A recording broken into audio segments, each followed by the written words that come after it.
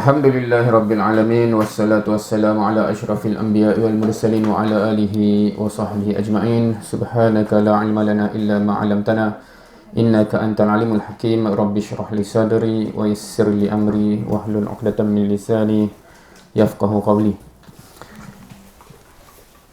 Alhamdulillah semua alhamdulillah. Okey, insya-Allah. Ya, jumlah ni baru perasan. Jumlah ni memang akhwat lebih ke sama Lebih sikit Rasanya macam Perancis dulu dikenali sebagai yang rasionya tak macam rasio negara lain. Negara lain memang biasanya akhwat yang ramai, tapi Perancis dulu biasanya lelaki lah ramai kan. Tapi sekarang dah mengutamakan wanita juga. Okey, insyaAllah hari ini kita akan sambung. Okey, ini masih tajuk yang semalam, tapi dia satu penceritaan yang panjang dalam konteks bila kita nak kejar syurga tu. Apa perbincangannya? Dapat kefahaman baru, harap lepas teruskan. Okey, nak pergi yang kedua. Okey, sekiranya ada apa? Kalau boleh nak ada orang macam ni selalu. Oh, menarik. Maybe boleh masuk slot bercerita. Buat toilet break. Oh, ingatkan setiap 5 minit. Oh, bahayalah. Kalau tu kena pergi klinik, pergi jumpa doktor. Anyway, break. Okey, mungkin kat tengah-tengah alert kan Kalau ni kita just break 5-10 minit di tengah. Short break every 45 minutes. Agak laju jangan rushing. Okey, slide sebelum.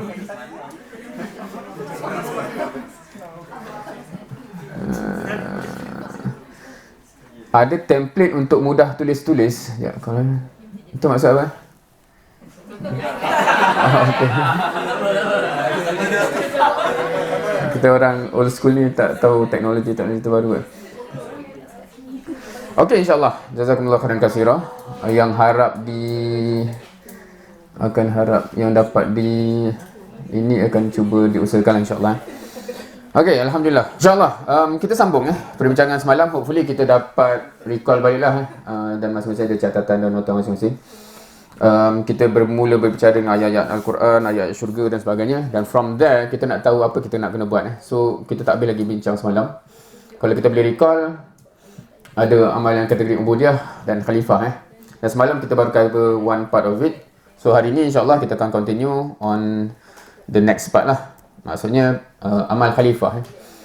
Hopefully by now masing-masing dah convinced dua-dua amal tu tugasan kita lah, sebagaimana yang Allah sebut dalam Quran. Dan kalau siapa yang convince kita kena buat something tu, kita akan normally tertanya macam mana nak buat kan? Sebab siapa yang tak tanya macam mana nak buat, macam mana? Masa sebelum kita reti solat, kalau kita timbul kesedaran, tapi kita ni kebanyakan kita, siapa yang belajar solat selepas dah memayis ke, sebelah dah balik ke, maknanya dah lambat. Sebab kebanyakan kita reti solat dulu sebelum timbul kemahuan. Sebab sebelum tu memang di-push je lah kebanyakan keluarga muslim Tapi ada orang yang kalau kita tengok revert dan sebagainya, dia kadang-kadang mahu tu dulu baru nak kena belajar. Hence biasanya soalan macam mana kena buat dan sebagainya tu is real question lah. So saya rasa kalau contoh macam solat, puasa, kebanyakan kita di Malaysia dah dibiasakan sebelum timbul kenapa dan sebagainya. Hence kita dah mudah.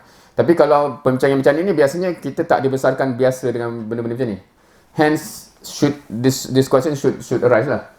So macam mana nak buat sebenarnya Alright.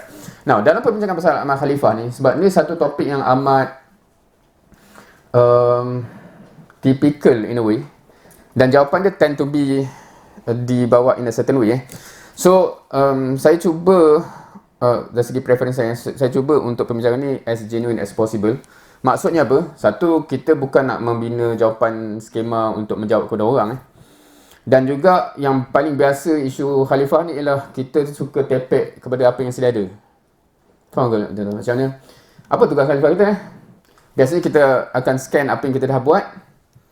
Ni sebab tu saya belajar sampai ke Perancis ni kan, untuk faham ke, maknanya kita find ways to tepek kan, ni kerja khalifah saya, dan kita tak start from the beginning.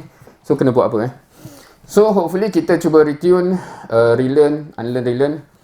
Nak tengok Allah sebenarnya describe kerja ni kena buat apa. Right? Kerja ni kena buat apa ya? Kita bermula dengan ayat yang menjadi sandaran lah. Kenapa tugas ni biasanya kita discuss pun dalam surah Al-Baqarah ayat 30. A'udzubillahi minasyaitonirrajim. Wa idh qala rabbuka lil malaikati inni ja'ilun fil ardi khalifah.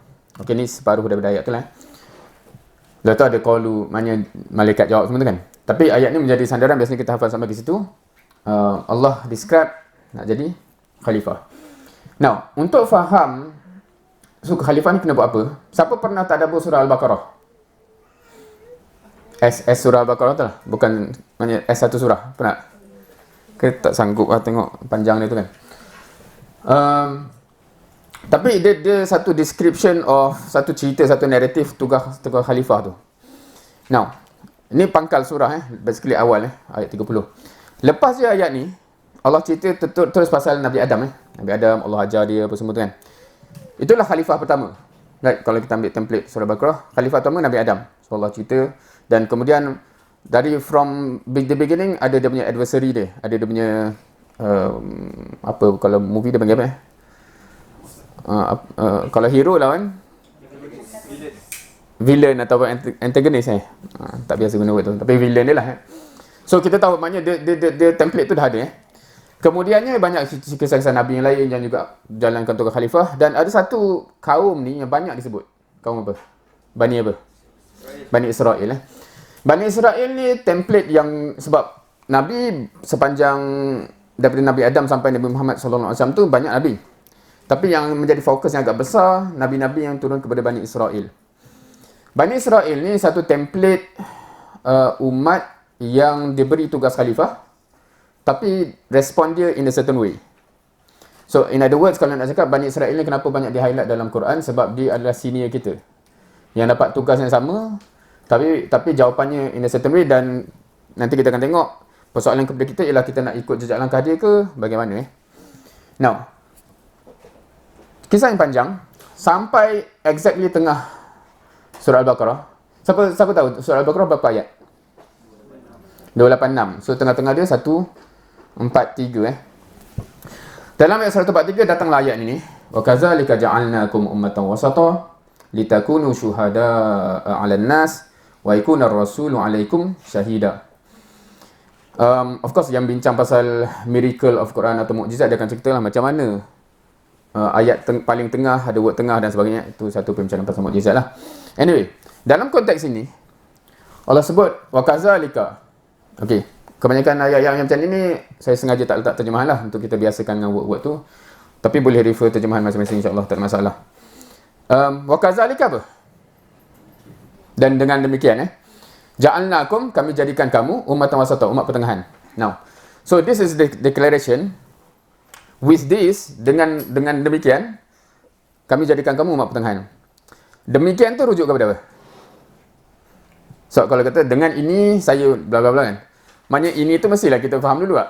Kalau kata dengan apa? Maknanya ayat ni masa tengah cerita apa? Tak tahu. Jangan segan-segan. Tak apa. Jangan takut salah. Bukan akan denda berdiri apa kan. Ni apa? Memberi kesaksian tu ialah tugas itu. Tapi nak kata dengan ini dia ada satu event yang berlaku. Dengan event ni kamu sekarang jadi umat pertengahan. Maknanya ayat tu gitu. So, event apa yang berlaku yang kalau kita tengok ayat sebelum dan selepas ni cerita pasal apa? Perubahan kiblat. Yes. So, maknanya kalau in other words, dengan perubahan kiblat inilah kami jadikan kamu umat pertengahan. Ada yang first time dengar ni ke? Dengan perubahan kiblat inilah kami jadikan kamu umat pertengahan. So, sebelum kita nak cerita umat pertengahan, perubahan kiblat ni kalau kita tengok ayat-ayat yang sekitar ni, orang Bani Israel dia tak puas hati. Yang sufaha tu apa? Macam ayat dia? Kan, dia tak puas hati. Dan dia satu persoalan kalau kita kata perubahan kiblat, logically menyebabkan orang lain tak puas hati ke? Kalau kita ada jiran, kalau kat Malaysia kan, kadang-kadang jiran kita Chinese ke apa, dia kadang-kadang ada depan rumah dia ada tokong dia ke apa kan. Dia pun kita selalu nampak dia menghadap situ. Tiba-tiba kalau dia tiba-tiba menghadap tempat lain, kita ada nak ambil pot tak? Kenapa ni? Astagfirullah. Kenapa tukar kiblat ni? Ada biar dia lah kan. So, bila umat Islam ditukar kiblat, kenapa Bani Israel yang dia bukan kisah kita punya solat tu kan, kenapa dia tak puas hati? Apa masalah dia? Ha. Kita boleh faham kalau kita faham, sebab kalau kita selama ni kita faham kiblat tu just purely menghadap mana, dia macam non-issue. Tapi dia dia punya maksud dia lah the change of capital of the nation. Maknanya pada Allah, capital city of my religion have changed. It means the nation itself have changed. Umat aku dah berubah begitu Dia signify the end of a legacy lah. So dengan perubahan kiblat ni lah legasi Bani Israel tu ditutup secara official oleh Allah dan kata okay, this is a new legacy beginning now. Dan sebab tu dia kata dengan sebab itulah, dengan event inilah sekarang kamu punya legacy bermula. You become the middle nation kalau kita ambil translation English Now, sebab tu dia tak berhati. Sebab selama ni walaupun Nabi Muhammad dah berdakwah semua, still the official kiblatnya masih it's still our legacy kan. Sekarang dia berubah Now, apa yang kalau kita ambil balik kepada surah Al-Baqarah, ayat ni tengah-tengah. Kita ambil sedikit sebelum 140. Wa man azlamu mimman katama syahadatan indahu minallah wa mallahu bighafilin amma ta'malun. Right. So kita ambil key point dia. Wa man azlam. Siapakah yang lebih zalim? Mimman katama syahadah. Daripada orang yang menutup syahadahnya. So kita akan perasan from Allah punya word. Bila kita tengok ayat tadi, dengan perubahan kiblat ni, kamu dilantik umat pertengahan, tugas dia syahadah. Ada word kat situ kan, syuhada ala nas apa semua tu. Sebenarnya tugas Bani Israel sama je. Tapi isu dia tak melaksanakan syahadah tu, yang dia buat ialah katama syahadah. Dia tutup syahadah dia. Sebab itu dia kata tak ada orang yang lagi zalim daripada orang yang menutup syahadah dia. Kita nak kena faham, dia akan continuation kepada kita. Kalau kita pun tutup juga syahadah dia, dan auzubillah dia akan ulang cerita yang sama dan end result yang sama. Hence dia jadi persoalan semalam lah. Adakah orang yang lebih jahat daripada orang yang dah tahu kebenaran tapi tak sebar dan sebagainya? Dia relate dengan ayat ni. Allah kata adakah orang yang lebih zalim? Dia tak sebar syahadah dia, malah dia tutup. Dia tak kongsi dengan orang lain Dan ayat lepas ni pula, tilka ummatun qad khalat. Itulah umat tu. Qad khalat, dah tutup lah. Habis cerita dia. It's gone. Laha ma kasabat. Dia orang akan dapat based on apa yang dia buat. Tapi sambungan dia apa? Walakum ma kasabtum. Dan korang pula akan dapat based on korang buat apa pula. So dia jadi satu isu yang menakutkan bila kita tengok general trend umat Islam sekarang meniru apa yang Bani Israel buat. In term of action, in term of syahadah tu masih kita simpan Islam ni dengan umat Islam je. Macam dia orang rasa agama dia untuk kaum dia sahaja. Kita lah kaum terpilih bla bla bla. Umat Islam banyak ulang trend tu. Kita lah alhamdulillah kaum terpilih tapi dia tak kongsi dengan orang lain. So that's menakutkan lah, frightening reality kalau kita tadabbur Quran Dan datanglah balik ayat yang tengah-tengah tu So kita punya tugas ialah umat wasatun, umat pertengahan, litakunu syuhada 'alan nas, kita menjadi syuhada. Syuhada tu jamak kepada syahid tu. Menjadi saksi kepada manusia, wa yakunar rasul 'alaikum syahida. Dan Nabi atau Rasul jadi saksi ke atas kamu atau ke atas kita. Now, dalam konteks tafsir surah atau tafsir ayat ni, dia ada beberapa tafsir yang berbeza. In short, saya nak bawa dalam konteks gambaran beginilah nak gambarkan umat pertengahan tu. Rasanya ada yang dah pernah lalu benda ni. Ada yang mungkin belum. Bila Allah kata wa kadzalika ja'alnakum. Na tu Allah kan? Kami tu Allah. So kami. Kum kamu So ja'alnakum ummatan wasata litakunu syuhada, untuk menjadi syuhada ala nas, kepada semua manusia.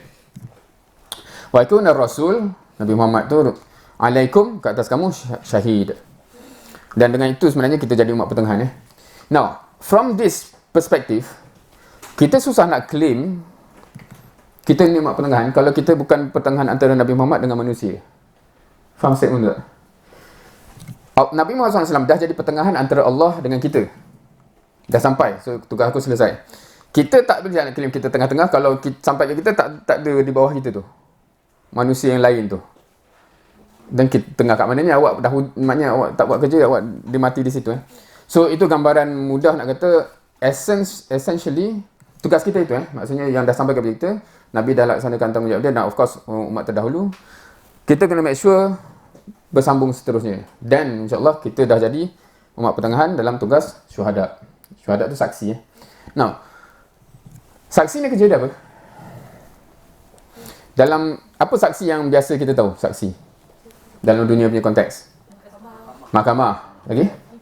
Akad nikah. Okey, itu dua paling common Kerja saksi dalam mahkamah buat apa? Apa fungsi dia dalam dia sebagai saksi di kandang saksi tu? Fungsi dia membenarkan, betul saya nampak dia yang buat, ataupun tak, saya alibi dia, whatever. Kita menjadi saksi kepada whatever we testify for, right? Saksi dan perkahwinan kerja dia apa? Cakap sah. Okey. Itu jawapan standard sebab kita jawab based on apa yang kita tengok, betul tak? Kalau kita baca buku fikah tu ke kerja dia? Ada tak kita saksi kerja dia mengesahkan? Siapa pernah belajar? Jawab SPM jawab macam tu tak? Nak bawa cerita satu Ada yang kata suka kisah kan. Kita seling cerita sikit. Okay, saya cerita semalam, saya orang Shah Alam, tapi ayah orang Melaka, mak orang Kelantan. So, satu ketika tu, ni ketika Allahyarham Tuan Guru Ni Aziz masih ada. Family sepupu saya di Kelantan, dia nak kahwin lah. Dia belah perempuan, so ada suami datang. Dan dia panggil Ni Aziz untuk nikahkan. Okay. So kenapa dah kumpul lah tu Ni Aziz sampai Ni Aziz sampai. So dia tanya siapa ni lah, siapa pengantin lelaki, pengantin perempuan, siapa ni. Lepas tu dia pergi kepada yang pengantin lelaki Lepas tu dia katalah, aku nikahkan kau. Mula dia tanyalah nama apa semua. Aku nikahkan kau, bla bla bla. Habis kan. Lepas tu pengantin lelaki tu jawab lah. Lepas tu Ni Aziz, alhamdulillah, dia nak baca doa. Semua terkejut tau. Boleh agak tak kenapa? Satu, sebab dia tak salam. Kedua, orang ingat praktis. Fotografer tak sempat nak ambil. Dia datang macam tu je. Lepas tu, apa ni kan? Kan dah, akad ijab kabul dah. Pengantin ada, wali ada, saksi ada. Settle lah. Siapa faham? So, saksi tu maknanya, fungsi saksi macam mahkamah tadi ialah kalau lepas tu dia berjalan dengan isteri dia. Kata, astagfirullah apa ni kan? Aku dah kahwin lah. Bila mana kan? Saksi tu kan dia, betul aku tengok ijab kabul dia. Tu fungsi saksi macam tu kan. Dia bukan masa tu, mungkin dah bukan konteks Melayu ni sebab saksi tu tengok tak ada buat apa, tanyalah je kan sah ke tak kan. Kalau dia, tak tahulah dia nak kata tak sah tu satu hal lah kan. Walaupun saya berkahwin di Perlis bila family dari Melaka datang, lepas tu dia kata kalau ikut negeri lain tak lepas tu kan. Pernah tengok ijab kabul siapa tu yang macam dia kata kena bersambung lah apa benda. Memang jadi kompleks kerana kefahaman tertentu lah. Tak tahu kalau kahwin kat Perancis ni macam mana. Kalau macam parents saya berkahwin dekat UK dulu jawapan dia paling best lah, I do. Tak payah hafal apa-apa. Bla bla bla. Yes, I do. Macam orang putih lah. Sah, habis.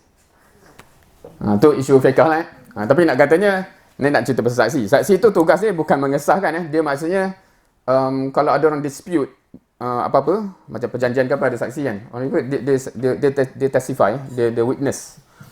So dalam konteks ni kita witness apa what do we testify for kepada manusia ni? Apa yang Nabi testify kepada kita? Islam sendirilah in short So adakah kita dah testify? So sebab tu word testify ni dia agak heavy Word dakwah ialah maksud translate apa? Menyampaikan, dakwah mengajak kalau kita ambil word dia mengajak. Jom.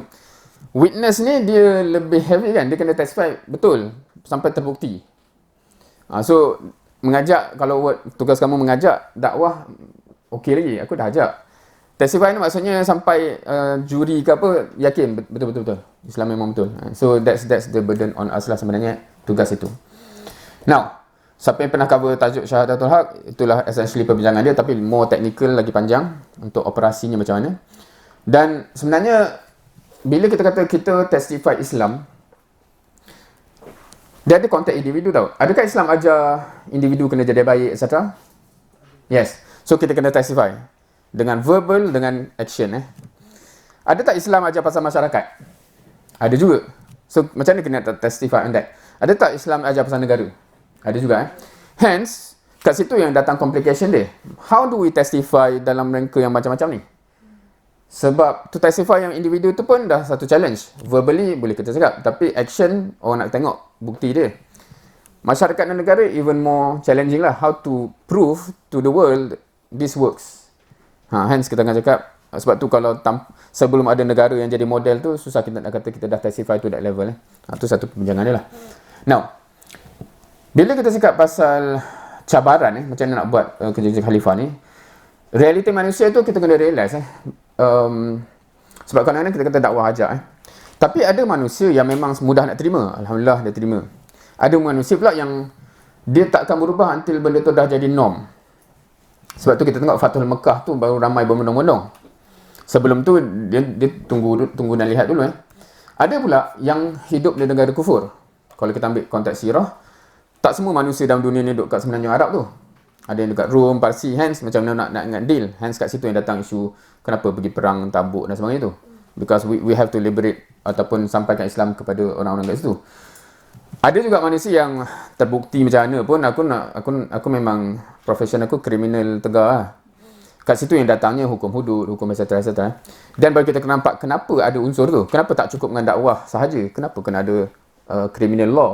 So ada manusia yang apa saja dah terbukti sampai to the end pun dia nak buat jahat juga. Hence kena ada sistem cater for that.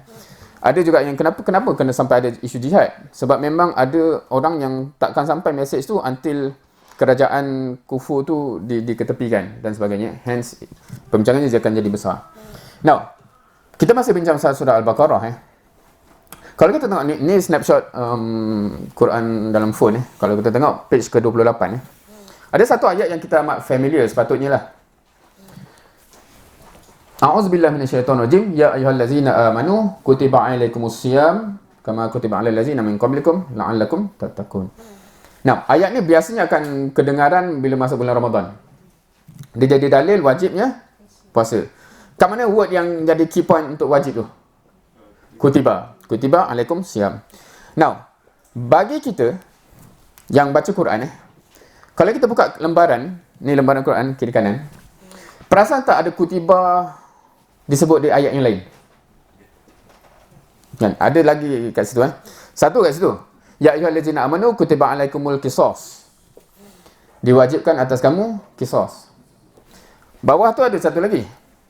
Kutiba alaikum idza hadara ahadakumul maut in taraka khairanil wasiyah. Basically kutiba alaikum wasiyah tu. So ada 3 benda dalam 2 page ni, ada 3 kutiba. Satu puasa, satu wasiat, satu qisas. Siapa yang tahu, siapa yang aware benda ni?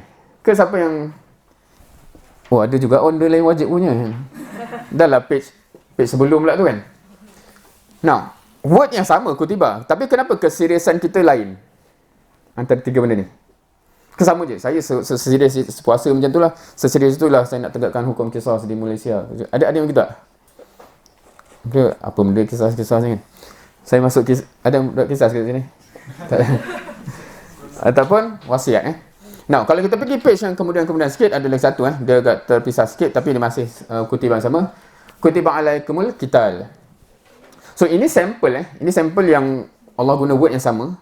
4 level tuntutan yang berbeza. Satu, tuntutan level individu, which is macam puasa. Kita dengan Allah. Memang kita dengan Allah. Allah kata pahala apa semua tu, kita dengan Allah. Wasiat tu, sampel kita dengan manusia lain. We have responsibility dan kewajipan kepada manusia lain. Qisas adalah sampel sistem negara. Dan qital, perang tu, sampel macam mana nak deal dengan negara yang tak benarkan Islam disebar dalam negara dia. Negara kufur tu, Rom, Parsi dan sebagainya contohnya. Right. So ada 4 kategori tuntutan serentak dalam surah Baqarah. Kalau kita baca tu ada macam-macam ayat yang fall under any of this lah. Kan ayat yang paling panjang dalam Quran pasal apa? Dalam surah Baqarah tu. Pasal hutang. Kat mana? Kita dengan orang lain kan? Maknanya bila kita nak berhutang dengan dia kena tulis apa bla bla bla right?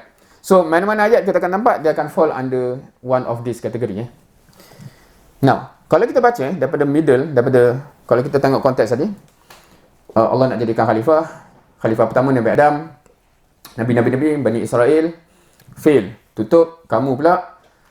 Ada banyak ayat hukum kat situ. Maksudnya ni semua perincian kerja khalifah lah. Kena buat ni, kena buat ni, kena buat ni, kena buat ni, kena buat ni.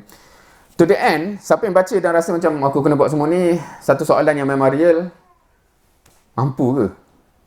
Tak. Mampu ke nak buat semua ni? Yang best sekali Allah jawab dah terus. Apa dia?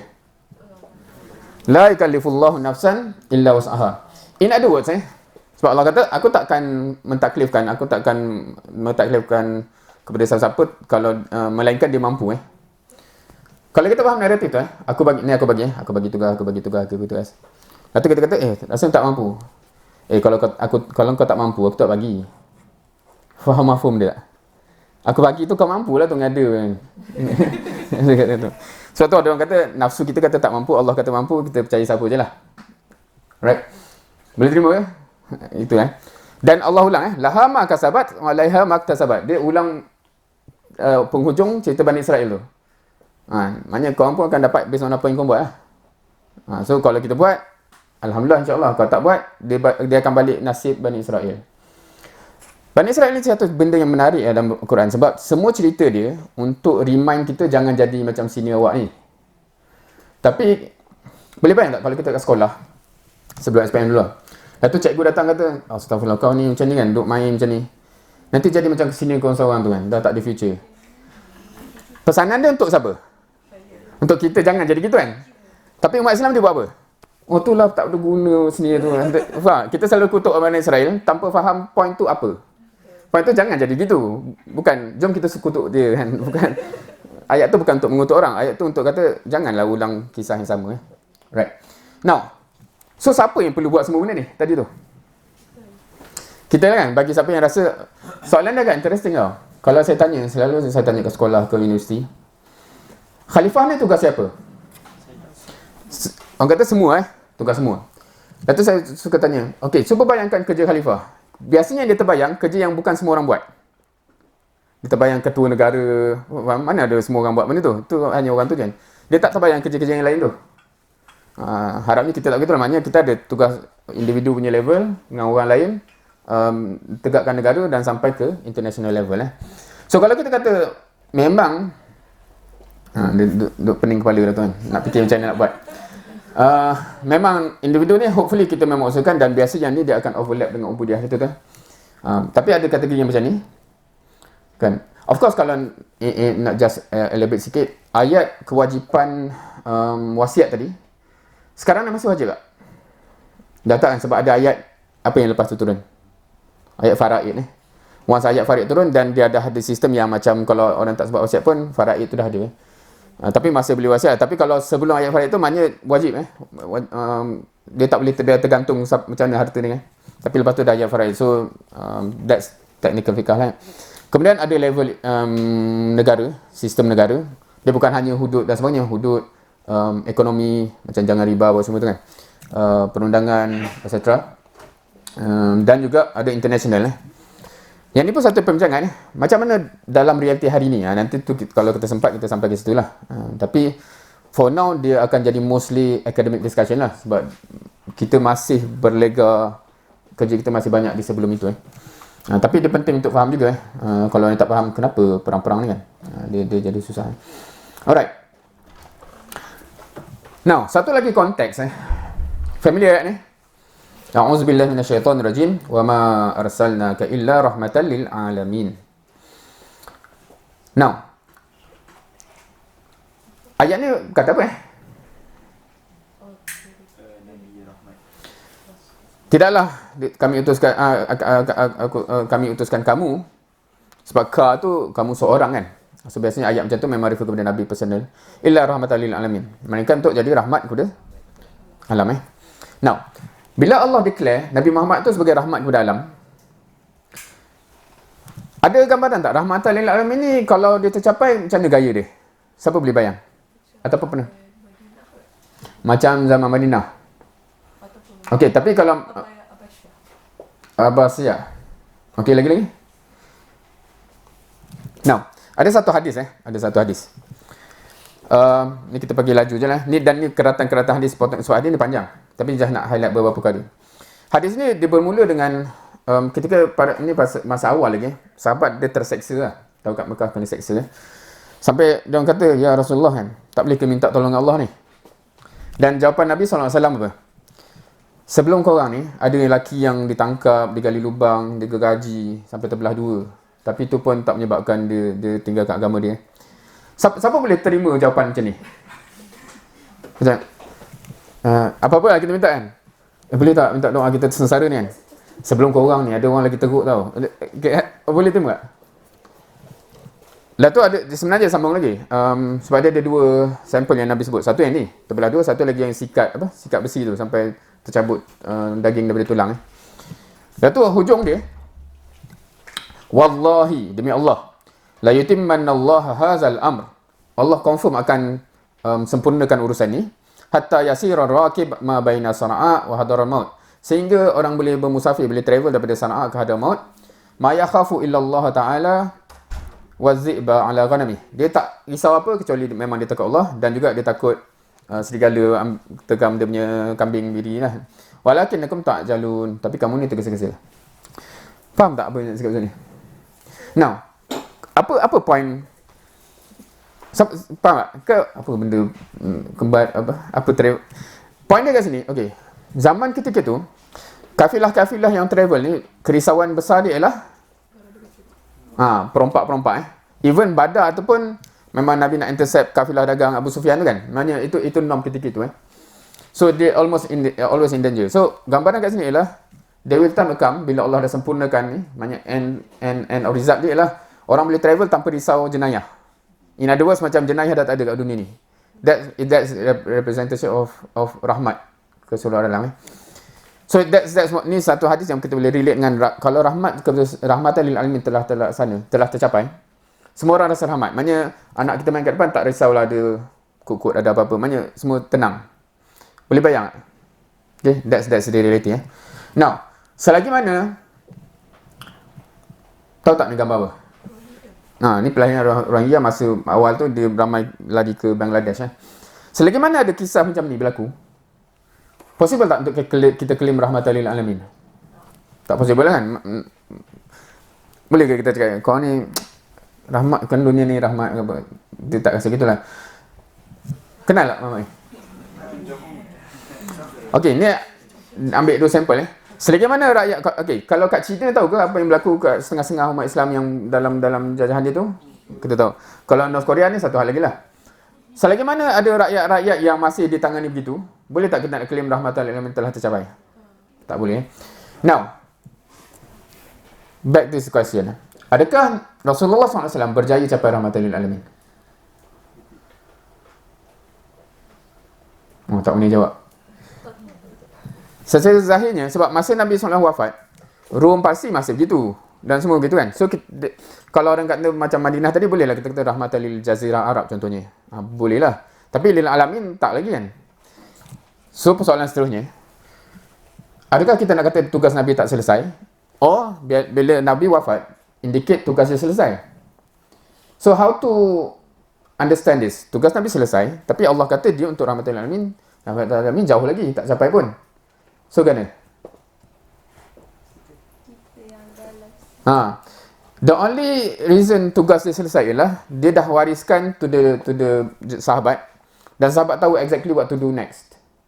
Then my task is finished. My task is done, right? Dan Nabi confident tak tugas dia selesai? Ke dia wafat dalam keadaan dia tak sure? Confident? Apa bukti? Dia ada tanya satu soalan masa haji perpisahan kan? Kita tak tahu. Tak ada masalah ni. Tapi dia tanya basically, adakah aku telah menyampaikan? Ada soalan tu kan? Dan semua kata ya kan?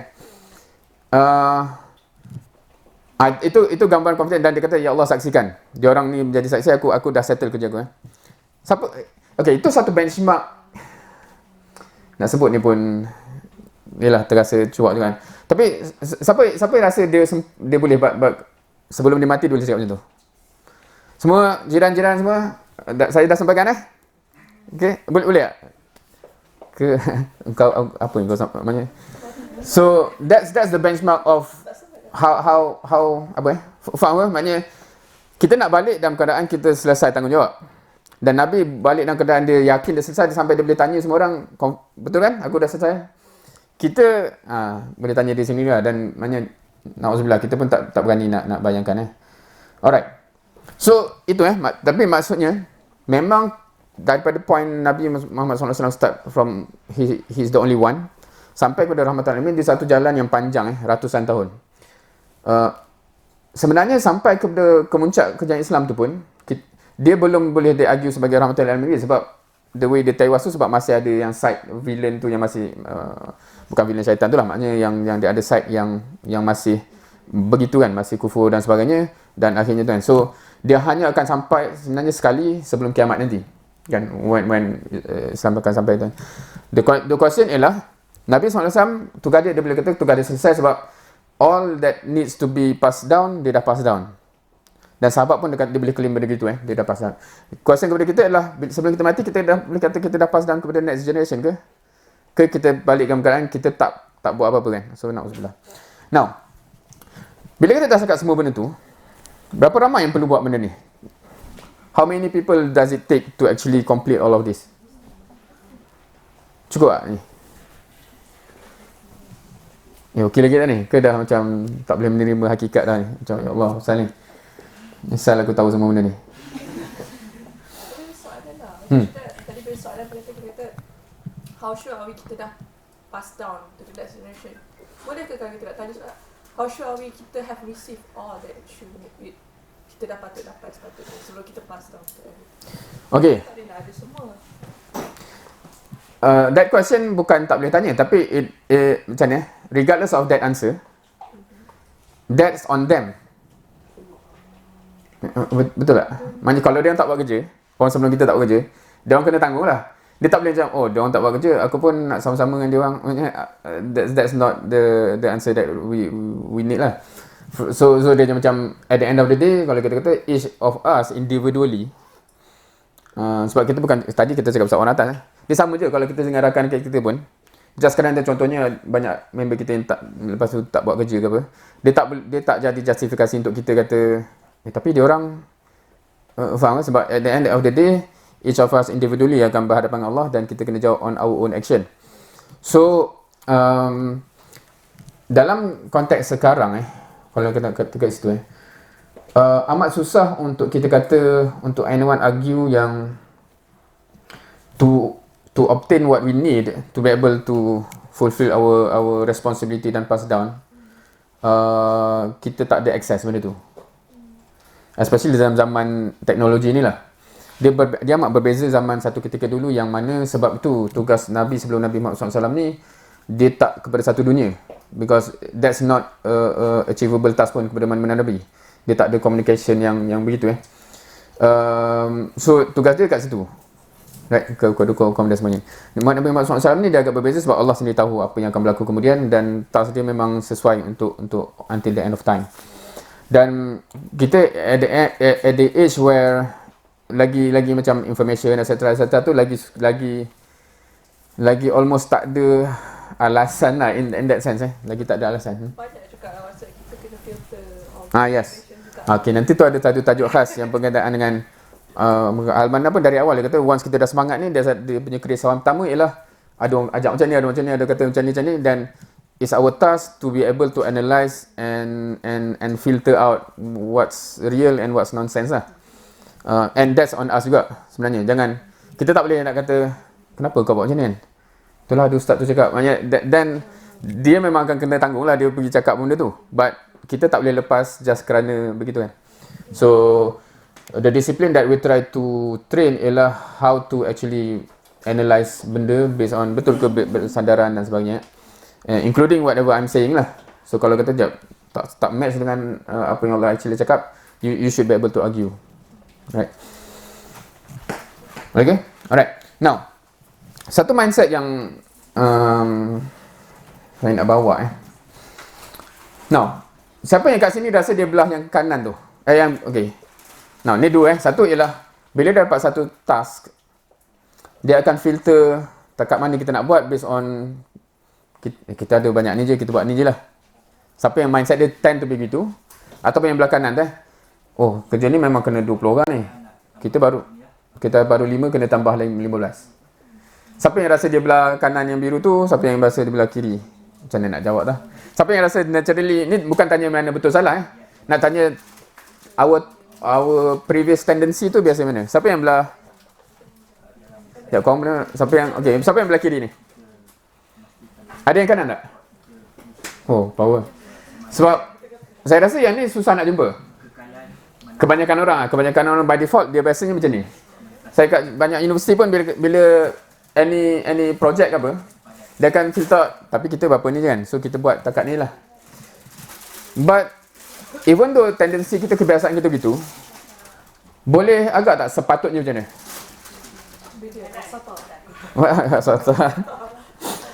Kan? Kalau kita relate dengan 4 tugas tu, kalau kita kata, okay, kalau kita tengok 4 tugas tu, kita kata macam mana mampu apa semua ni, orang yang paling boleh argue benda tu ialah Nabi Muhammad SAW, betul tak? Sebab dia begin with no one else. Kita ni tahu-tahu dah ramai. So macam kalau kita kata kita boleh argue benda tu as a valid point, Nabi Muhammad lagi in the first place yang paling valid lah nak kata gitu. But that's not the mindset. The mindset ialah yang kanan tu okay, yes, memang tugas ni panjang, berat dan sebagainya. Bagaimana Rasulullah buat? Adakah dia kumpul, kerja ni memang kena ramai orang yang bukan calang-calang, so dia kumpul sahabat ke? Aku seorang-seorang ni buat kerja yang seorang boleh buat je lah. Maknanya we know the answer kan? Ke tak tahu? Right? So that's the mode yang sepatutnya kita kena retune cara kita fikir. Kerja ni memang besar, sebab tu dia jadi macam one of the priority of our work ialah how to include more, to understand this, together with this and move together sama-sama. Right? That's the mode. Bukan okay. Sebelum ni, kalau recent ni pun di UIA, saya ada banyak launch certain project ya. Baru ni kita turun ke sekolah buat mentoring dan sebagainya. Underlying objektif saya ialah nak kumpulkan volunteer dan mentor-mentor yang volunteer ni, sebab saya nak dapat dia orang bila dia orang volunteer untuk turun tu Now, kemudiannya bila saya mention saya membayangkan harapnya, sebab kita baru start satu sekolah, lepas tu saya kata nak cover lagi sekolah-sekolah lain. Semua orang dah cuak. Dia kata, "Wish, berat ni." Sebab apa? Sebab dia terfikir yang belah kiri tu. So, default kita biasanya tambah kerja je, dia pikul atas bahu orang yang sama. Tambah kerja dia pikul orang sama. Memang tak sustainable that way of thinking. Dia bila kata-kata, macam kalau company pun dia nak expand, dia bukan orang tu, okay, kita buka branch lagi satu, awak jugalah manager dua-dua. Bukan lagi satu, awak tiga, dia bukan itu kan. Dia akan recruit, faham? So, recruitment ni is the nature of kerja Islam ni sebenarnya. Because that's the requirement. Dia takkan boleh pikul seorang-seorang. Nabi Muhammad SAW pun tak buat begitu. Right. So, ni nak cuba rational So, apa semua ni? Perlukah aku ni jadi aktivis? Aktivis ni orang yang, okay, aktivis ni word ni biasa guna ke? Aktif Biasanya aktivis ni orang yang fight for a cause lah. Biasanya kita cakap aktivis something. Dia akan memperjuangkan satu cause tu until it gets done. Perlu ke kita jadi gitu tak ya? Fardu kifayah. Okey, tu menarik. Semua faham apa beza fardu ain dengan fardu kifayah? Okey. Contoh yang paling common fardu kifayah apa dia? Solat jenazah. Tu semua orang faham kan? Okey. Solat jenazah, bila kita kata dia fardu kifayah, maksudnya tak semua orang perlu buat, betul tak? Tapi kalau tak ada orang buat, dia semua berdosa sama-sama lah. Now, untuk lepas dosa tu, apa yang kena settle?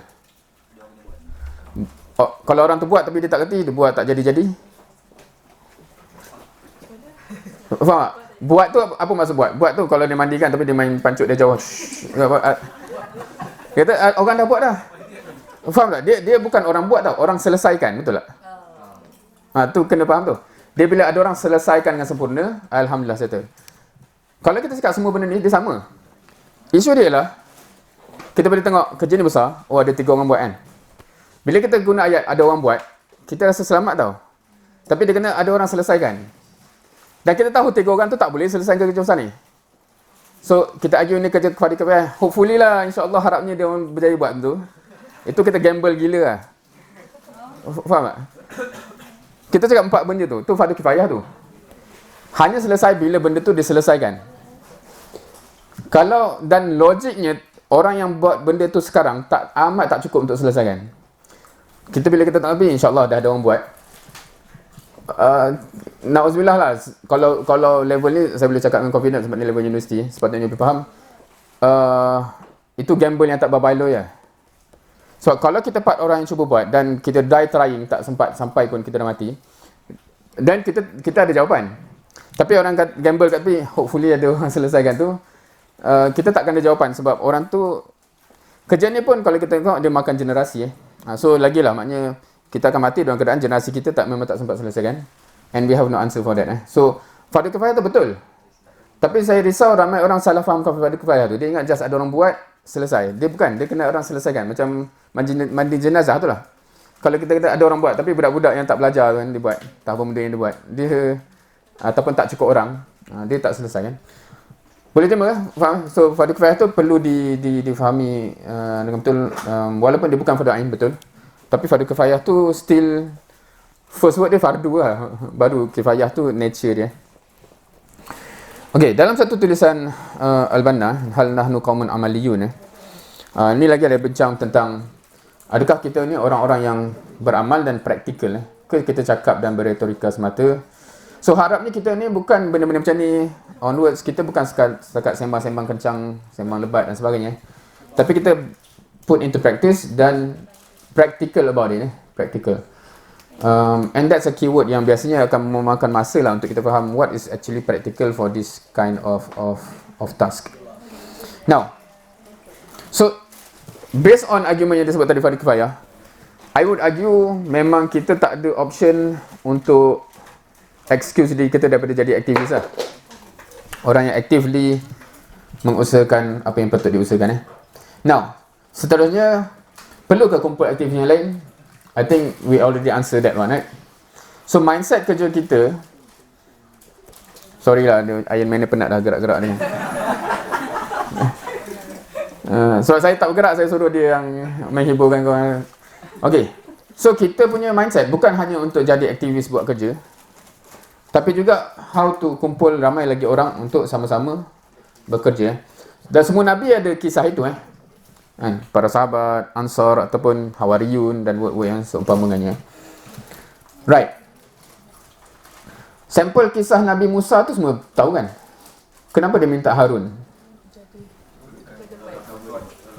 Sebab dia tahu dia ada some limitation in term of speech, dan dia tahu kerja tu memerlukan some ni, dan dia mindset dia sama dia macam bukan aku tak boleh cakap so kita kena kurangkanlah skop kerja ni.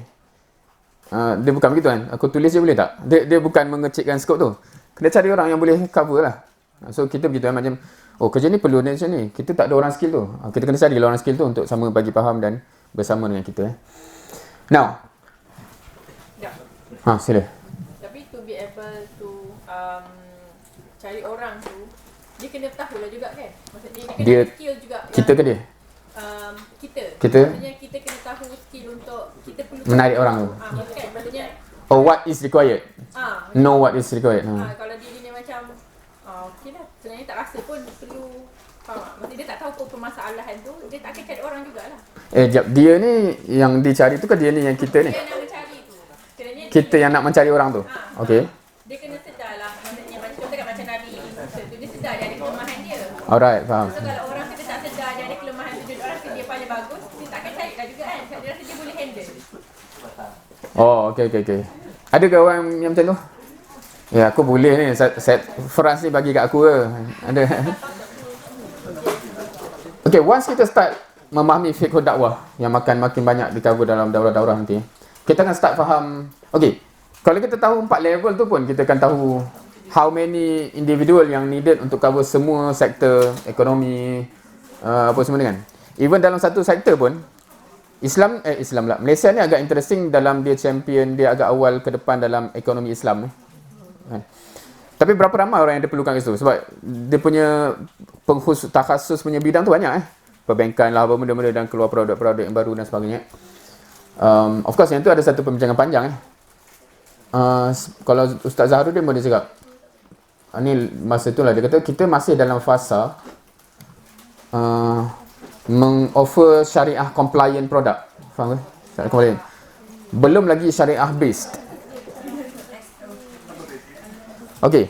Syariah kita hidup sekarang dalam struktur riba, etc. lah, structure tu Now, dalam keadaan tu, umat Islam yang nak beli rumah semua, dia tak ada produk yang halal.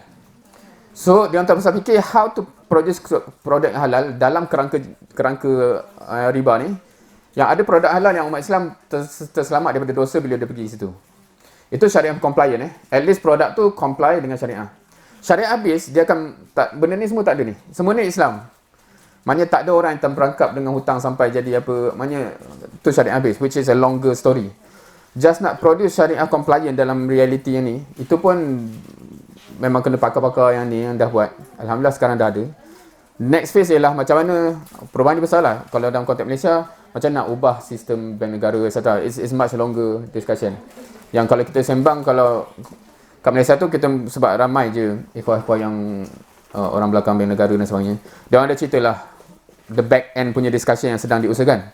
Tapi cabaran ni besar sebab dia bukan mudah kita boleh ubah bank negara tu tanpa kacau daripada bank negara lain kan. Sebab this one ecosystem So pembincangan dia quite complex.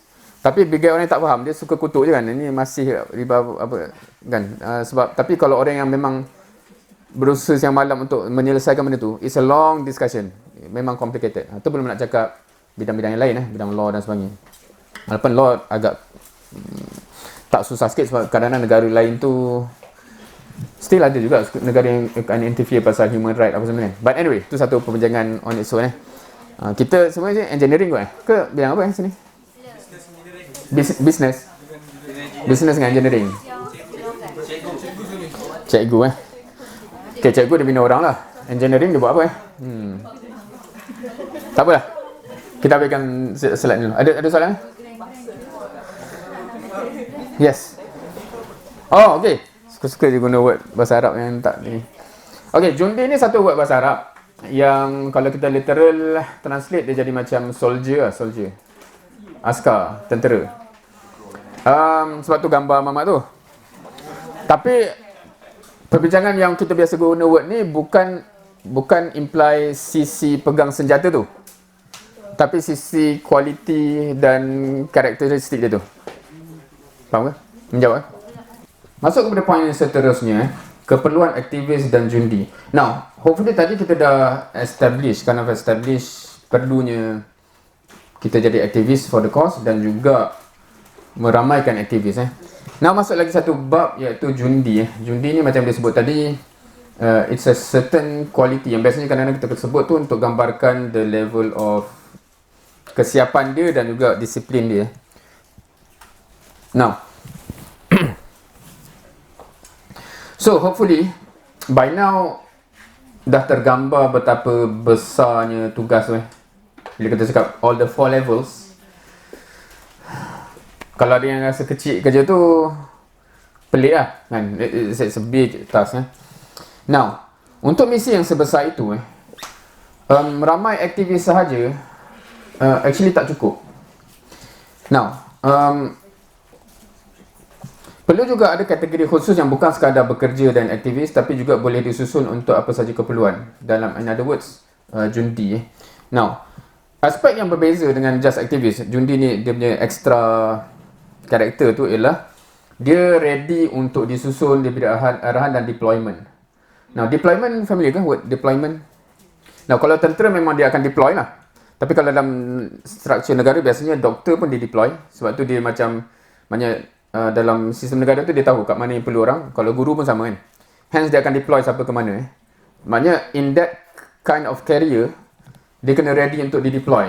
Dia bukan boleh ikut minat dan sebagainya dia under that system So dalam konteks dakwah ni maksudnya kalau aktivis tu tend to be, dia akan based on minat, kecenderungan dan sebagainya. Tapi dia akan bekerja bersungguh lah until the cause tu tercapai Tapi keperluan dakwah ni in reality dia memerlukan extra than that. Ada juga jundi yang sebab akan ada kerja yang juga heavy yang kalau ikut minat tak ada orang minat benda tu. Right. Dan kalau kita tengok sirah, itulah kualiti barisan para sahabat yang mampu laksanakan tugas khalifah Mereka dilatih jadi jundi. Kalau kita tengok sirah, kita akan perasan banyak bagaimana dia orang di-train tu bukan hanya untuk jadi aktivis, buat kerja, tapi to the level yang boleh terima arahan siapa kena pergi mana dan sebagainya. Right. So, nak jadi gitu prosesnya beyond just nak jadi aktivis. So kita akan bincangkan that aspect. That aspect. Macam mana sahabat dilatih begitu. Now, satu example yang kita kata ultimate didescribe oleh ayat ini. A'udzubillahi minasyaitonirrajim. Inna fatahna laka fatham mubina. Surah Al-Fath ayat pertama. Now, kenapa ayat ni dianggap lain macam lah. Now, kalau ada word yang perlu di-translate tak? Inna sesungguhnya fatahna kami bagi, fatah tu kemenangan laka bagi kamu, fatham kemenangan, mubina yang jelas nyata di sini. Now, dalam Quran kita akan biasa jumpa macam contohnya, rasa semalam kita sebut iza ja'a nasrullahi wal fath. Iza ja'a nasrullah maknanya bila datang bantuan Allah. Nasrullah tu bantuan Allah. Wal fath kemenangan. Sentiasa dalam Quran kita akan perasan rumus dia gitu Bantuan aku kamu menang. Bantuan aku kamu menang. Maknanya Allah sentiasa describe apa yang aku bagi tu bantuan dan datang kemenangan. Kita cari yang mana aset tu kecuali ayat ni. Ayat ni different sebab apa? Allah tak kata Allah bagi bantuan. Allah bagi menang tu in itself. Faham? Ni kalau orang belajar language dia akan perasan lain macam ayat ni. So bukan aku bagi bantuan kamu menang. Aku bagi menang tu sendirinya. Dan tu tak cukup dengan tu, Allah tambah lagi kemenangan yang nyata, jelas nyata. It's a clear victory. Dan yang menjadi confusing ayat ni ialah agak-agak ayat ni pasal kemenangan mana dalam sirah. Sebab ayat ni dia reflect something dalam sirah. Ada yang kata Perang Badar, ada Fathu Mekah lagi. Kalau Iza Ja'a Nasrullahi wal Fath memang directly pasal Fathu Mekah sebab dia manusia berbondong-bondong tu memang cerita Fathu Mekah. Ada lagi pernah dengar ayat ni? Sebab biasanya dia relate, ada sebahagian kecil yang relate dengan Fathu Mekah sebenarnya. Tapi majority relate dengan satu peristiwa perjanjian Hudaybiyah. Ketika mana dia turun perjanjian Hudaybiyah. However, yang tu yang confusing sebab perjanjian Hudaybiyah kat mana menangnya? Siapa yang tak familiar perjanjian Hudaybiyah ni apa benda pula? Semua tahu ke perjanjian Hudaybiyah ni apa benda, masa bila? Tahu masa bila? Jangan cakap zaman Nabi itu. Masa bila? Sebelum Fathu Mekah kan? Okey. Macam mana terjadi perjanjian tu? Dia nak masuk Mekah, tapi tak masuk. Dah tu? Buat perjanjian. Apa yang dijanjikan? Jatuh satu semua kan? Alright. Dan tahu tak kisah yang sahabat tak boleh terima benda tu? Sebab kata ni menguntungkan sana kan? Alright. So kat mana menang dia? Fathu Mekah tak boleh pasal. Maknanya Fathu Mekah jugalah.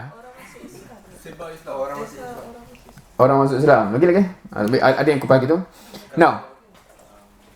Siapa? Bila dia buat perjanjian tu maksudnya sebab before tu Mekah tak kira Madinah atau Islam sebagai satu state.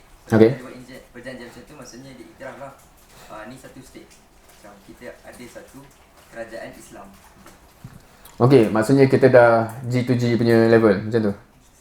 Dia G2G pula kan. Government to government lah.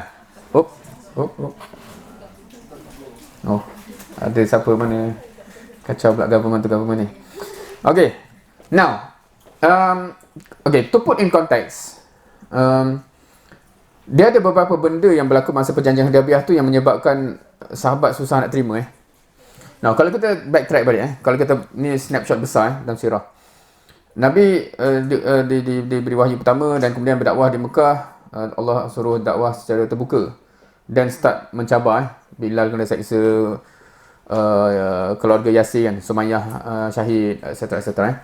Kemudiannya dah satu ujian besar, ujian keimanan yang besar datang masa tu adalah Isra Miraj. Tiba-tiba Nabi kata Isra Miraj tu dan biar betul kan. Itu dah ujian keimanan yang besar. Kemudian satu ujian yang amat besar juga ialah hijrah. Kena tinggal, tak tahu apa nasib, tak tahu boleh balik semula ke tak, bukan boleh bawa harta tu dan sebagainya kan. Itu pun maknanya ni nak kata ujian-ujian yang bertahap tapi ikut juga. Lepas tu perang Badar. Perang Badar pun bukan dia nak perang initially kan. Lepas tu terpaksa decide adakah nak perang ke tidak bila Abu Sufyan tu dah divert tentera Abu Jahal yang datang Dan kemudian menang. Lepas tu perang Uhud menang tapi tiba-tiba bertukar jadi kekalahan bila tentera pemanah tu turun. And onwards dia makin besar dia punya ujian until satu peperangan yang amat menguji, iaitu perang Ahzab ataupun perang Khandaq. Di mana dikumpulkan semua kabilah semenanjung Arab tu yang nama Ahzab tu.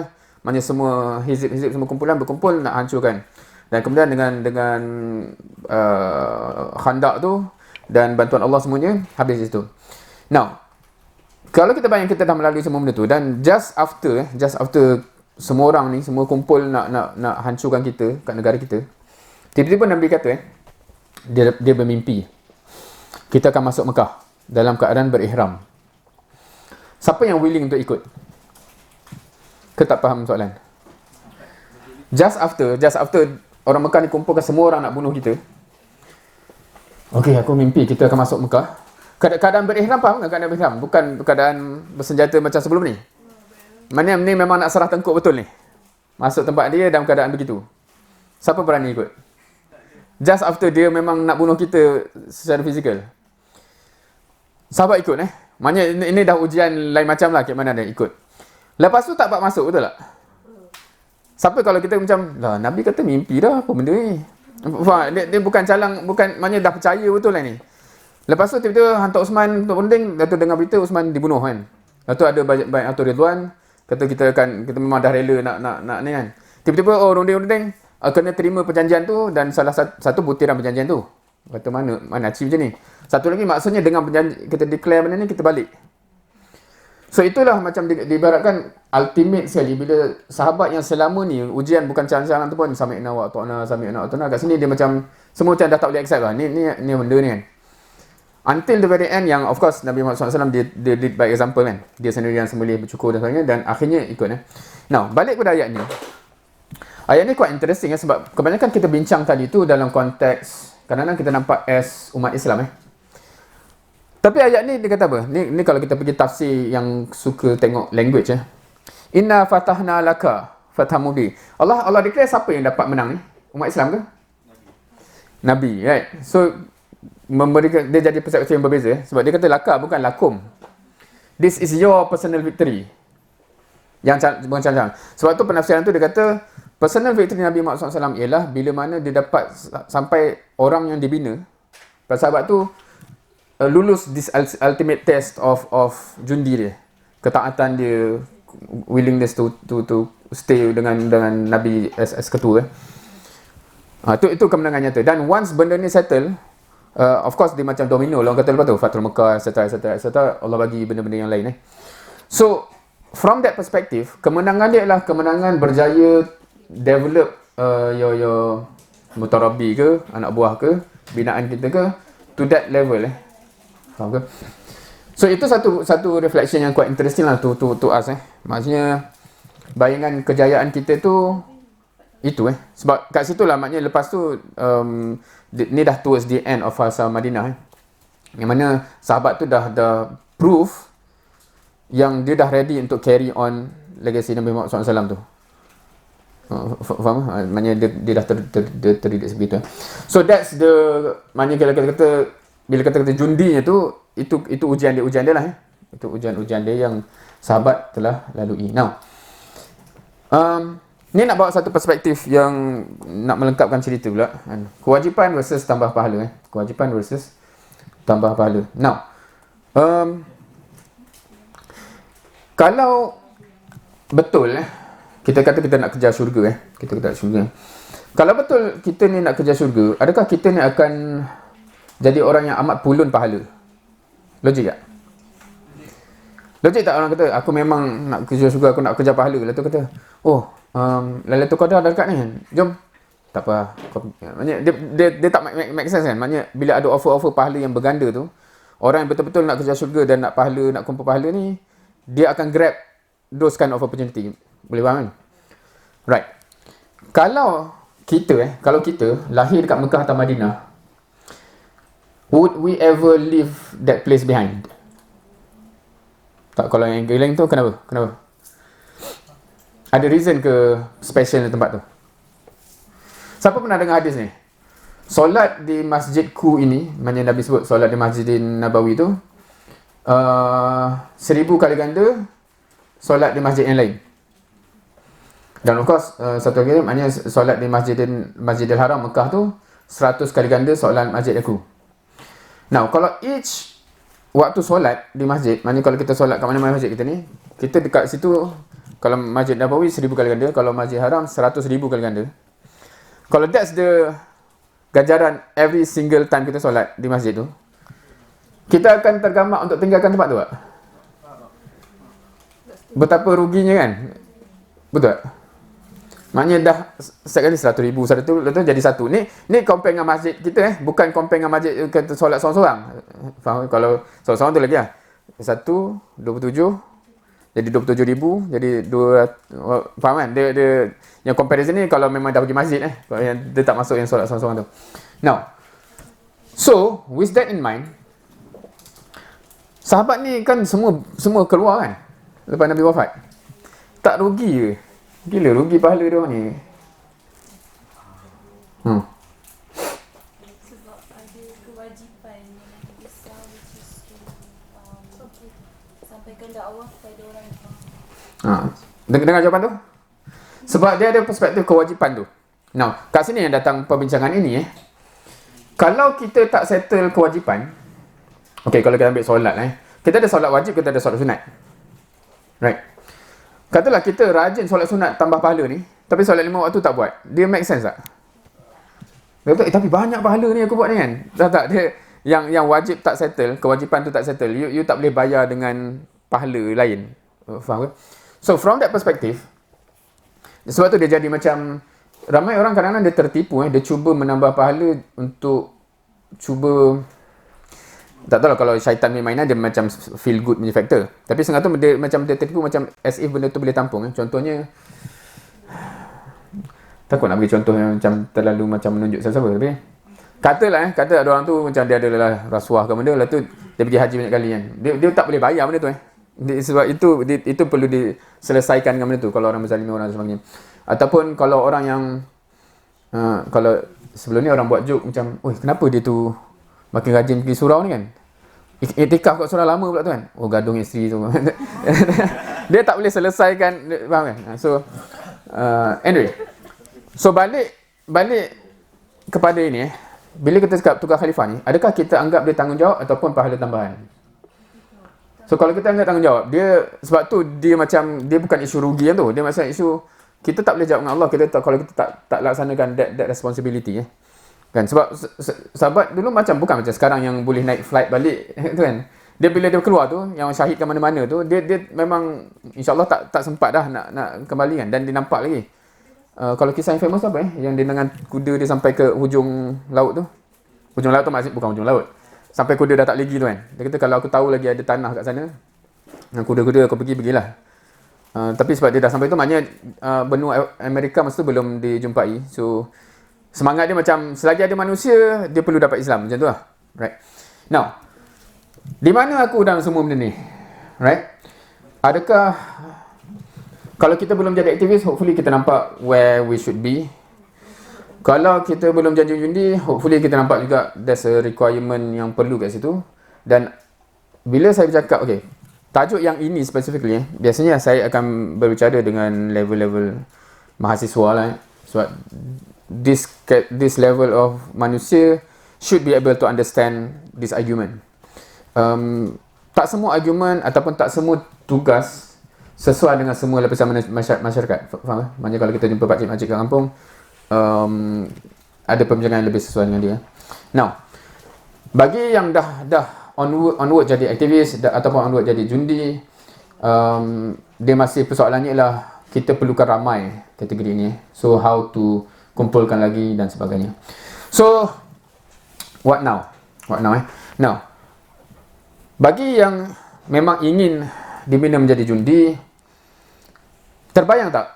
Okay, aku nak jadi jundi. So apa kualiti yang aku patut ada at the end of the process? Boleh bayang tak? Vaguely ataupun specifically kita? disiplin, perseverance, sebab mesti akan ada banyak cabaran. Disiplin, perseverance bahasa Melayu apa? Daya tahan. Daya tahan, kental lah, tak mudah kecundang dengan ujian Right. Now, siapa kenal figure ni? Salahuddin Al-Ayyubi. Of course ni bukan gambar sebenar lah kan, tapi nama tu Salahuddin Al-Ayyubi. Kenal dia sebab apa? Perang apa? Apa signifikan dia? Perang salib. Dia yang membebaskan Palestin kan? Okey. Yang ni kenal tak? Mak Fatih. Apa sumbangan dia yang kita kenal sangat? Pembukaan Constantinople. Alright. Now, siapa familiar dengan strategi yang berlaku yang Mak Fatih buat sehingga terbuka Constantinople? Angkat kapal ada angkat kapal Okey. Ini peta dia basically serangan tu lama Dia cuba serang dari darat. Dia ada tembok yang amat besar yang kuat kat sini. Kat sini ada laut, tapi laut ni bergelora dan susah nak tembus kat sini. Yang air yang agak tenang dia dekat dalam ni kan. Cumanya Constantinople dia dah pasang rantai across bukaan ni supaya kapal tak boleh masuk. So apa yang dia buat ialah dia tarik kapal tu naik atas bukit ni dan turun belah sana Right. Power strategi ni. Power luar kotak Now, soalan besar dia ialah kalau Muhammad Fatih yang power yang sama yang ada ketika tu, beza dia just yang di belakang dia bukan tentera di masa tu tapi kita-kita ni. Akan berjaya tak? Oh, kenapa tak? So, apa kita ni tak sebaik-baik tentera tu lah. Jujur, Alhamdulillah. Now, soalan dia sebab kadang-kadang kita nampak figure tu dan Muhammad Fatih tu tapi yang mempossiblekan Salahuddin Al-Ayyubi, Muhammad Fatih sebab dia bukan dia buat sendiri kan. Bukan dia macam Superman angkat kapal tu. Dia keluarkan arahan. Yang buat siapa? Tentera lah.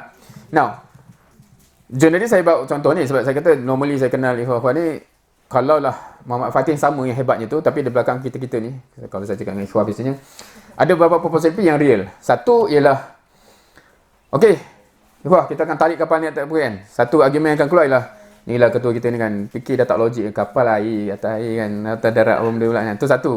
Mempertikaikan logiknya tu kan. Kedua akan komplain macam ni lah. Inilah ketua kita tahu susahkan kita kan. Bukan tahu kita punya susah belakang ni kan. Suka arahan lah. Tu biasa lah keluar. Yang ketiga yang lagi common, mana ni tuan-tuan? On the way. InsyaAllah on the way. Tu lagi lah. Dia duduk seorang-seorang kat situ.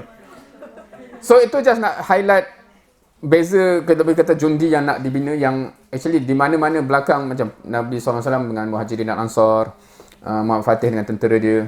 So kejayaan-kejayaan dia tu bukan hanya sebab dia seorang tapi dengan ratus ribu orang di belakang dia dengan kualiti begitu That's the requirement. So bila kita cakap apa yang kita nak bina ni ialah itu Now, nak matchkan dengan konsep family dengan hadis ni nak. Iza kharaja salasatun fi safar falyu'ammiru ahadahum. Ataupun bila bermusafir 3 orang, lantik seorang sebagai ketua. Pernah dengar? Ini hadis Nabi SAW Okey. Hadis ni biasanya konsep dia ialah anjuran untuk berjamaah berjamaah. Kat mana berjamaahnya? Bila lantik ketua Dia bukan cakap hadis tu kalau nak musafir 3 orang. Bukan begitu. Kalau musafir 3 orang kena lantik seorang ketua. Once lantik seorang ketua itulah baru berjemaah. Faham Bermusafir 3 orang saja tu beramai-ramai. Musafir 3 orang dengan ada ketua dia jadi berjemaah. Faham Faizal? Macam solat, kalau kita solat biasa bulan Ramadan lah benda ni obvious Lepas solat Isyak biasanya orang solat Ba'diyah. Sebab Ramadan ramai kan. Solat Ba'diyah tu kalau kita masuk ramai tengah solat. Dia ramai solat individu, betul tak? Bila solat tarawih yang ada imam ada makmum baru solat berjemaah. So berjemaah ni dia bila jadi ada imam ada makmum tu. Sebab bila ada imam ada makmum, kita terpaksa ikut imam regardless of kita punya preference. Kan imam baca qul Allah, aku nak Baqarah kan. So kena juga. Biasanya terbalik lah tapi kan. So dia balik kepada poin yang kita cakap tadi ni Cabaran berjemaah ni ialah begitulah bila Muhammad Fatih kata jom macam ni kan. So kita ada persepsi kita masing-masing kan. Betul ke apa semua kan macam tu kan. Tapi kualiti dia ialah begitu Now, this question para sahabat kalau Okey, para sahabat ni kalau nak ditarbiah untuk jadi soleh je, dia tak perlu ujian yang gila-gila yang dia lalui. Tapi para sahabat dibina bukan untuk jadi soleh sahaja, tapi untuk jadi tulang belakang kepada dakwah untuk keseratan. Faham ke? So sebab tu bila kita faham design tarbiyah kita ni dan usrah kita ni untuk emulate benda ni. So siapa yang rasa benda ni untuk jadi soleh saja, dia akan rasa tak make sense. Kenapa kena tanda orang? Ada soalan yang valid, tak tahu ada soalan ke tak. Dulu anak usrah dia tanya macam ni, bang, apa sebab serius sangat nak kena datang usrah ni? Kalau tak datang usrah saya jadi jahat ke? So kat situ dia miss the point of the system tu untuk jadikan apa? Dia bukan bisa jadi jahat tu. Kita nak train supaya awak boleh carry dakwah ni ke salam, bukan just untuk jadi baik sahaja. So soalan dia tu valid from dia punya perspektif. Sebab tu kita kena bincang sebenarnya ni untuk apa. Para sahabat tu sebelum, kalau kita faham dakwah Nabi Muhammad SAW awal tu sir kan? Rahsia. Rahsia ni memang tak tahu. Abu Bakar masuk, Khadijah dah masuk. Dia orang soleh tak? Soleh dah. Tapi Allah still suruh dakwah terbuka yang menyebabkan lepas tu siapa kantoi kena seksa.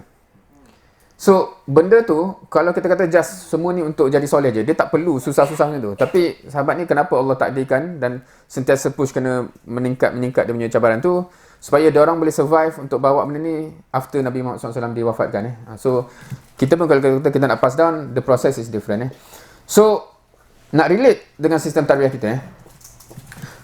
Dalam sistem tarbiyah kita ni, dia ada marhalah-marhalah dia. Untuk jadi jundi tu, dia akan ada stages bertahap. Sistem ni, dia part of sistem tarbiyah. Maknanya, adanya marhalah berfasa dalam kita dibina ni. Daripada baru nak faham, kepada nak praktis amal, kepada makin di-improve disiplin, etc. Dia berfasa lah. Itu part of sistem tarbiyah. Sistem tarbiyah ni pula ialah subset kepada metodologi perubahan. Metodologi perubahan ni pula subset kepada gagasan dakwah yang besar. Apa benda ni? Gagasan dakwah tu, kalau Al-Banna dia quote ayat ni dalam Quran. Hatta la takuna fitnah wa yakuna ad-din kulluhu lillah. Sehingga tidak ada lagi fitnah.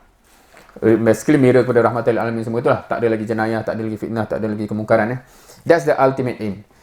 Metodologi perubahan, kalau pernah dengar marotib amal. Stages of amal. Tahap-tahap amal yang di-plan.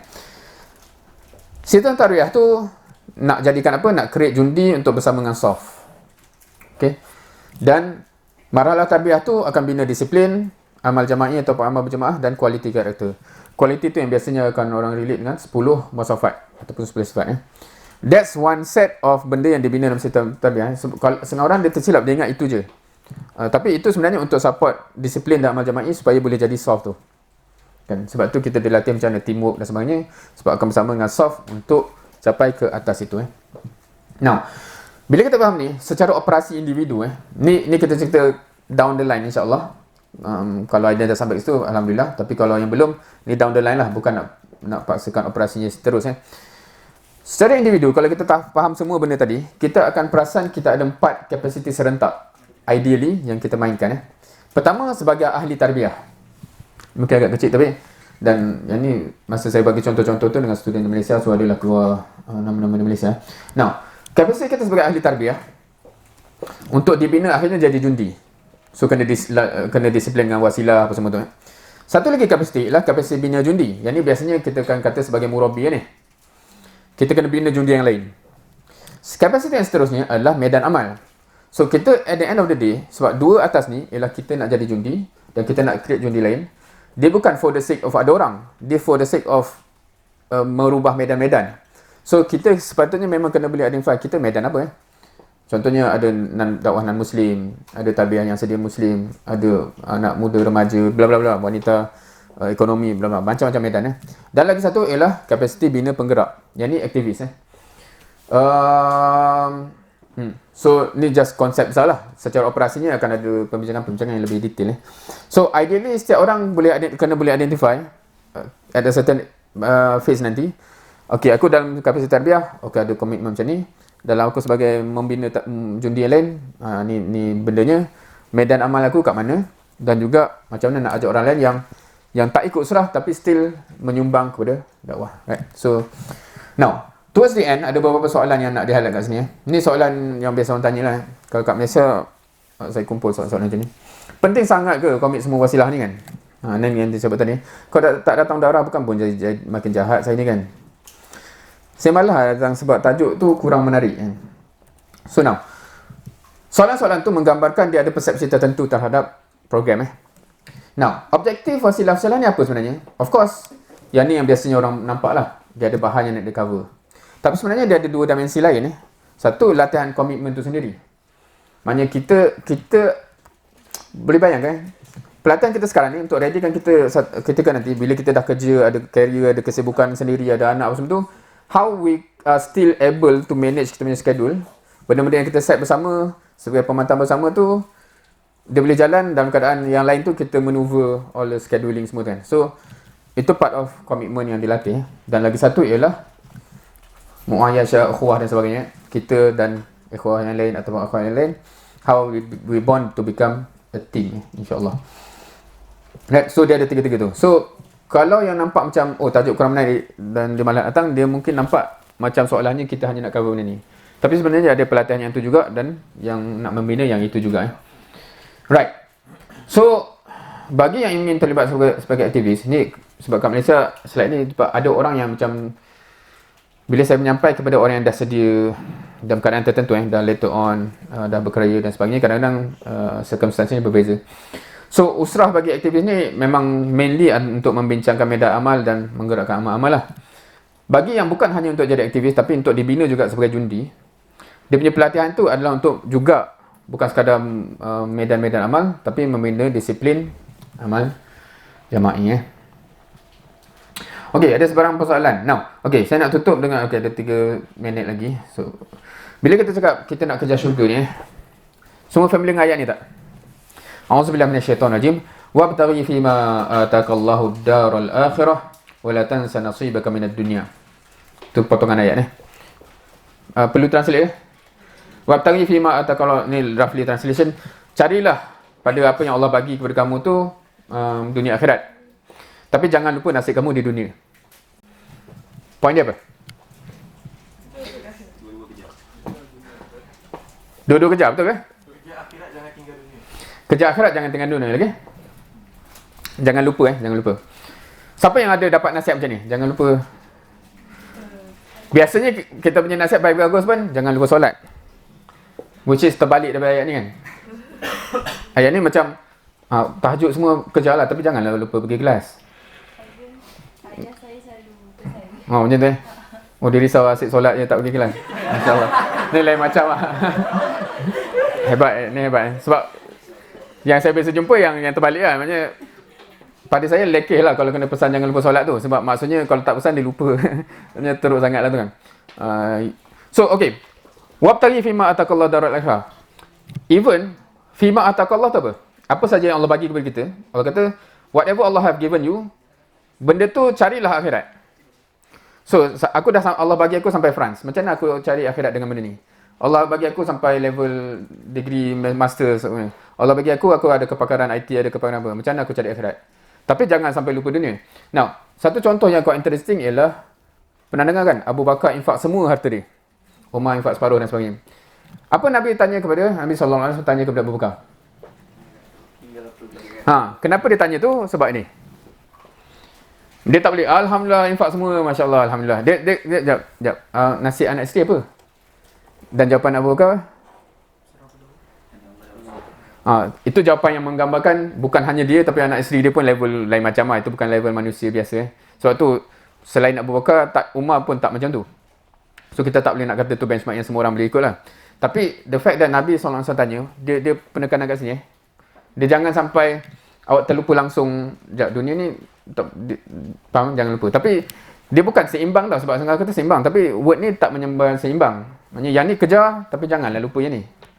Yang dia bukan kejar, kalau kita ni kejarlah dunia tapi jangan lupa akhirat, tu memang terbalik lah daripada ini kan. Dia kejar akhirat tapi jangan lupa nasib dunia. So whatever you have to secure, scholarship, kena maintain apa semua tu jangan lupa. Tapi apa saja yang kita ada guna untuk kejar akhirat. Dan saya nak tutup dengan last kali yang ini. A'udzubillahi minasyaitonirrajim. Bismillahirrahmanirrahim. Alam nashrah laka sadrak wa wada'na anka wizrak allazi anqadha zahrak wa rafa'na laka zikrak. Fa inna ma'al usri yusra, inna ma'al usri yusra, fa idza faraghta fansab wa ila rabbika farghab. Okey, sebab dah masa, kita laju je. Now, alam nashrah laka sadrak. Faham tak? Apa konteks ayat ni?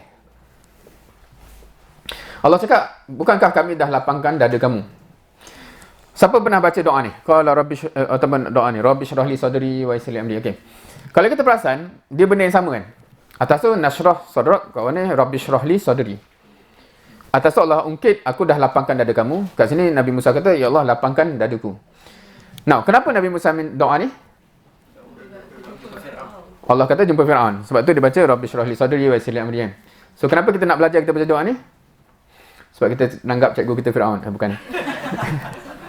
Anyway. So sebenarnya doa ni doa dakwah. Sebab tu dia minta lapang dada, mudahkan urusan lidah tu supaya dia boleh faham dan sebagainya. Sebab tu dia sambung lagi Harun akhir semua kan, bagilah pendamping dan semua untuk dakwah tu. Now, so kita faham konteks ni dan konteks tu cerita pasal dakwah dan kita balik pada surah ni. Ini izhab ila Fir'aun. Okey, tak apa. Alam nashrah laka sadrak sampai ayat 4 ni, kalau kita nanti boleh tadabbur sendiri. Dia punya konteks beban yang Allah sebut ni beban dakwah Daripada lapang dada semua tu sebab itu keperluan untuk dakwah. So pangkal surah ni cerita pasal Nabi punya beban dakwah. Right. Kemudian datanglah ayat ni. Fa inna ma'al usri yusra, inna ma'al usri yusra. Now, kalau kita ambil dalam konteks bahasa Now, okey, dalam konteks bahasa tu maksudnya apa? Ni translation biasa dengan kesusahan ada kemudahan, dengan kesusahan ada kemudahan Cumanya kalau kesusahan tu usr, ain sin ra. Kemudahan yus, y pula dah. Ya sin ra Tapi kat situ dia interesting. Mus tu ada alif lam, yus tu tak ada. Apa beza ada alif lam dengan tak ada? Dia jadi kalau kita rewordkan balik, dengan kesukaran itu. Betul? Dengan kesusahan itulah kesenangan. Dengan kesusahan itulah kesenangan. From cerita surah ni, kesusahan tu kesusahan apa Sebab sebelum tu cerita dakwah, beban dakwah. Dengan kesusahan itulah aku nak bagi kesenangan ni. So, kalau kita, ni sebab rushing, so kita tak kupas detail. Tapi, essentially ayat tu kata, dengan kesusahan dakwah ni lah aku nak bagi syurga yang bukan calang-calang tu. Faham ayat dia? Dengan kesusahan itulah, maksudnya bila Nabi struggle dengan dakwah, beban apa semua, atau Allah kata, dengan susah ni lah aku nak bagi ganjaran reward bukan calang-calang tu. Hence sebab tu dia jadi penenang kepada Nabi. Siapa yang faham surah ni from that context dan dia setiap kali dia struggle dengan dakwah dia baca, dia akan jadi lain macam tau. Macam bila struggle, Allah kata, iyalah dengan struggle tu lah aku nak bagi syurga. Dia akan jadi tak apa insya-Allah move forward. Sebab tu dia ada lepas tu apa? Fa iza faragta fansab wa ila rabbika farghab. Maknanya sebab tu dah biasa tu sambung lagi kan? Sebab kita nak syurga tu. So that's the motivasi lah sebenarnya. Dengan kesusahan dakwah tu lah Allah nak bagi kesenangan bukan calang-calang di syurga especially So dengan sebab itulah sistem usrah ni dibina, dan kita hopefully dengan melalui benda ni kita akan makin diperkukuhkan kemampuan untuk berdakwah hingga ke akhirnya insya-Allah. Wallahu alam. Sebenarnya ada 6 slide lagi tapi rasanya dah habis masa. So semoga ada manfaatnya insya-Allah dan harapnya dah dapat relate lah at least secara besar sistem tarbiyah, sistem usrah apa semua ni didesign untuk hopefully one day memsiapkan kita untuk boleh mampu buat semua benda ni until the end. Either kita melihat kejayaan tu sendiri ataupun kita syahid di atas jalannya dalam menjalankan tugas itu insya-Allah. Wallahu alam. Saya serahkan balik kepada MC insya-Allah.